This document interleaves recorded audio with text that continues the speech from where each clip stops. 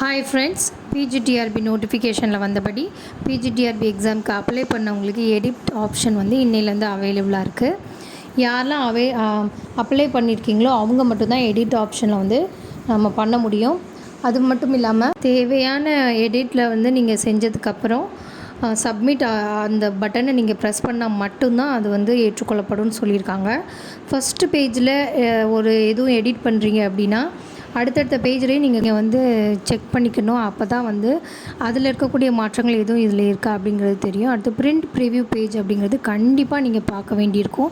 அப்படி நீங்கள் பார்த்தா தான் அதில் வந்து நீங்கள் என்னென்னலாம் மாற்றங்கள் செஞ்சுருக்கீங்க அப்படிங்கிறது உங்களுக்கே கிளியர் கட்டாக தெரிய வரும்.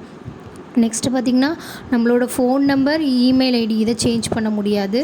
அடுத்து கம்யூனிட்டி சர்டிஃபிகேட்டில், பிடபிள்யூ சர்டிஃபிகேட்டில் எதுவும் மாற்றம் இருந்தால் அதுக்கு நம்ம எக்ஸ்ட்ரா பே பண்ண வேண்டியிருக்கும். அப்ளிகேஷன் ஃபார்ம் ஃபில்அப் பண்ணும்போது ஏதாவது அமௌண்ட்டு கம்மியாக நம்ம பே பண்ணியிருந்தோம் அப்படின்னா அதுக்கு நீங்கள் திரும்பவும் அதே ஃபுல் அமௌண்ட்டை பே பண்ணுற மாதிரி இருக்கும். அந்த பழைய அமௌண்ட் நம்மளுக்கு ரிசீவ் ஆகாது.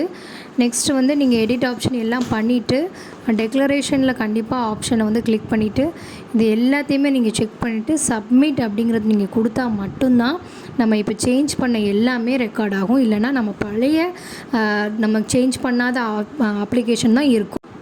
அப்படி நீங்கள் சப்மிட் ஆப்ஷன் கொடுக்க மறந்துட்டிங்கன்னா அதை அக்செப்ட் பண்ண மாட்டாங்க. இந்த எடிட் ஆப்ஷன் 16ஆம் தேதி வரைக்கும் தான் இருக்கும். ஞாபகமாக அதுக்குள்ளே எடிட் பண்ணிடுங்க. இந்த வீடியோ யூஸ்ஃபுல்லாக இருந்தால் லைக் பண்ணி, ஷேர் பண்ணி, சப்ஸ்கிரைப் பண்ணுங்கள். இது நம்ம சேனல் எடு வைப்ஸ் தமிழ்.